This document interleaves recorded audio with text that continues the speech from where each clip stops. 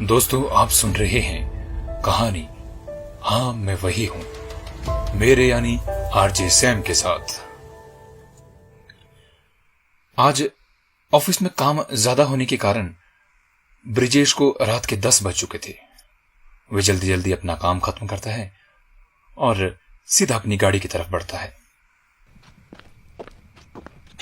वह गाड़ी को स्टार्ट करता है, पर काफी कोशिश करने के बाद उसकी गाड़ी स्टार्ट नहीं होती है।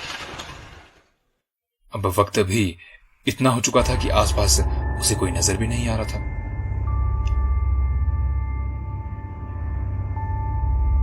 तभी वो देखता है कि एक आदमी उसी की तरफ बढ़ रहा है। वह आदमी सीधा उसके पास आता है और मुस्कुराकर कहता है, अरे क्या हुआ साहब, गाड़ी खराब हो गई क्या? अगर आप कहें तो मैं चेक कर लूं। यह सुनकर ब्रिजेश उसे ऊपर से लेकर नीचे तक देखता है। तभी वो आदमी फिर मुस्कुराता है और कहता है, अरे सर, आप यही सोच रहे होंगे ना कि भला मैं कैसे देखूंगा आपकी गाड़ी को, मैं कैसे ठीक करूंगा। तो डोंट वरी सर, एक्चुअली मेरे पापा का ना यही काम है, तो इसलिए तो थोड़ा बहुत काम तो जानता ही हूं ना। इतना सुनकर ब्रिजेश अपनी गाड़ी से नीचे उतर जाता है और उस आदमी को अपनी गाड़ी की तरफ इशारा करता है। तकरीबन 2 या 3 मिनट गाड़ी को देखने के बाद गाड़ी स्टार्ट हो जाती है और वो आदमी ब्रिजेश से कहता है, हाय सर, मेरा नाम मनोज है और यहीं पास में एक होटल में काम करता हूं। आपकी गाड़ी का डायरेक्शन देखकर ऐसा लग रहा है कि आप मेरे घर की तरफ जा रहे हैं, तो मेरा घर यहां से 2 या 3 किलोमीटर दूर है, तो क्यों ना आप मुझे छोड़ दें। ब्रिजेश उसे मुस्कुराकर कहता है, या क्यों नहीं जेंटलमैन, क्यों नहीं, इतना तो बनता ही है, आखिर तुमने मेरी गाड़ी ठीक भी तो की है। और ब्रिजेश उसे साथ वाली सीट पर बैठने का इशारा करता है। लगभग 2 या 3 किलोमीटर चलने के बाद वो आदमी उससे कहता है, यानी मनोज उससे कहता है कि बस आप मुझे यहीं उतरना है। पर इस जगह को देखकर ब्रिजेश थोड़ी देर के लिए सन्न रह जाता है, क्योंकि यह जगह तो, पर फिर वो सोचता है कि क्यों ना यहीं कहीं आसपास मनोज का घर होगा और मनोज को वहीं उतारकर वो आगे की तरफ निकल जाता है। अगले दिन ब्रिजेश के ऑफिस में एक पार्टी थी जिसका अरेंजमेंट की एक होटल में किया गया था। पार्टी शुरू हो चुकी थी और ब्रिजेश शुरू होते ही आज इतना पी रहा था कि उसे बाकी किसी चीज की होश नहीं थी। पार्टी खत्म भी होने वाली थी और वो पिए जा रहा था। सभी लोग धीरे धीरे होटल से निकल रहे थे, पर ब्रिजेश ने इतना पी लिया था कि उसे चलने तक की होश नहीं थी। वह उठकर चलने की कोशिश करता और 2 कदम चलने के बाद फिर बैठ जाता। तभी वो देखता है कि एक जानी पहचानी शक्ल वाला आदमी उसी की तरफ बढ़ रहा है।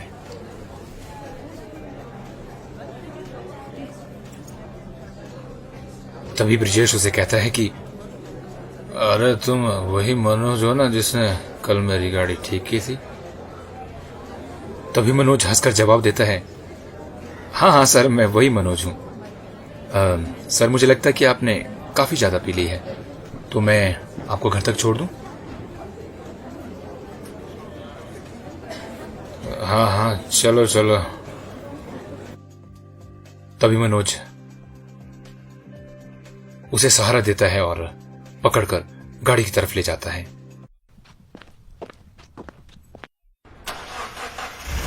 मनोज ब्रिजेश से उसकी चाबी लेता है और गाड़ी स्टार्ट करके उसे घर छोड़ देता है। अगले दिन जब सुबह ब्रिजेश उठता है तो वह हैरान हो जाता है कि आखिर मनोज को उसका घर कैसे पता चला। उसने तो उसे बताया भी नहीं था।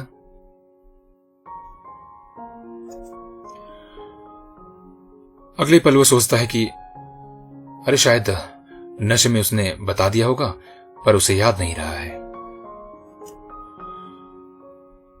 वे ये सब कुछ सोच ही रहा होता है, लेकिन थोड़ी देर बाद उसके फोन पर एक घंटी बजती है।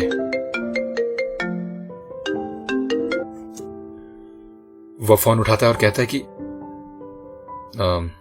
जी, हाँ जी, मैं ब्रिजेश बोल रहा हूं। कौन, मनोज? हाँ हाँ हाँ, बिल्कुल, मैं बिल्कुल ठीक हूं।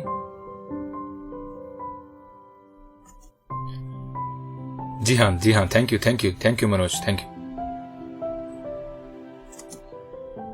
इतनी सी बात करके वह फोन काट देता है, लेकिन उसे यह बात भी हैरान कर रही थी कि आखिर उसने मनोज को अपना नंबर कब दिया,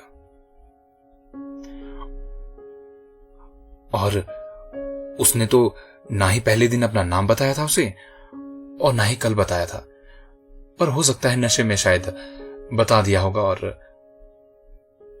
मैं भूल गया हूंगा।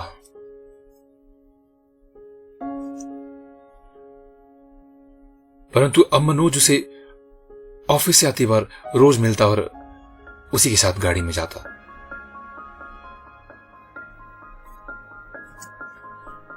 ब्रिजेश ने उसे कभी नहीं पूछा कि तुम इतनी सुनसान जगह में यहां कहां रहते हो।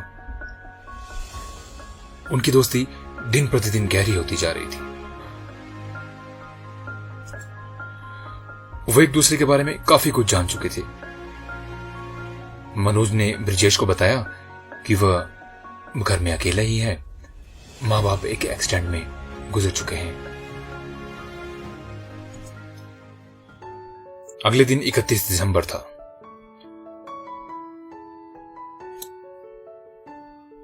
सभी लोग न्यू ईयर का स्वागत करने में लगे हुए थे। तभी ब्रिजेश मनोज को फोन करता है। हाँ मनोज, तुम तो अकेले ही होंगे, तो ऐसा करते हैं आज मेरे घर पे आ जाओ। आज 31 दिसंबर यहीं पे मनाएंगे। ये सुनकर मनोज कहता है कि क्यों नहीं सर, क्यों नहीं, कोई बात नहीं, आप तैयारी कीजिए, मैं थोड़ी देर में पहुंचता हूं। मार्केट से कुछ खाने पीने का सामान लेकर ब्रिजेश मनोज के आने का इंतजार कर रहा होता है। तभी उसके घर की डोरबेल बजती है और सामने मनोज खड़ा होता है।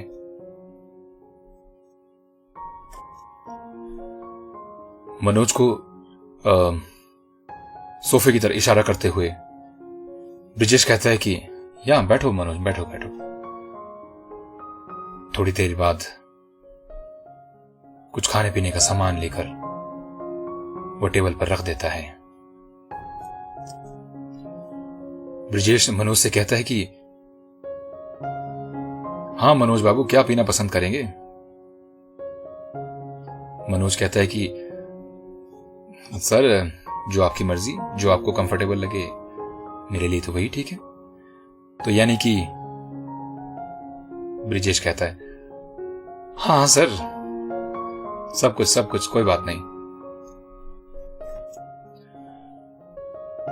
इतना कहकर ब्रिजेश उसके लिए पैक बनाने लगता है। 1 2 3 4 और न जाने कितने ही पैक दोनों पी लेते हैं। तभी ब्रिजेश कहता है कि बस करिए मनोज बाबू, अब कितना पिलाएंगे, इससे ज्यादा नहीं पी सकता। मनोज कहता है कि अरे सर, अभी कहां सर, अभी तो शुरू किया है। आखिरकार आज 31 दिसंबर है, तो क्यों ना अच्छे से सेलिब्रेट हो। ब्रिजेश इतना पी चुका था कि अब उसकी हिम्मत नहीं थी कि वह और पिए।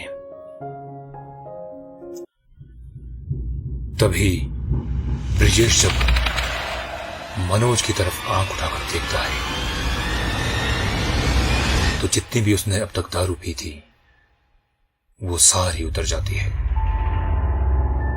क्योंकि मनोज नहीं, वह कोई और ही था। वह डर कर कहता है, मनोज बा। तभी बदली हुई आवाज में मनोज कहता है,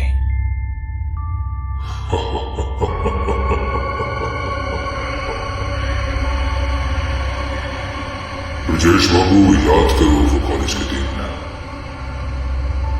याद करो ब्रिजेश बाबू। मैं आपका जूनियर अविनाश, एक सीधा साधा गांव से आया हुआ लड़का ब्रिजेश बाबू, और तुमने और तुम्हारे साथियों ने उसे क्या बना दिया था।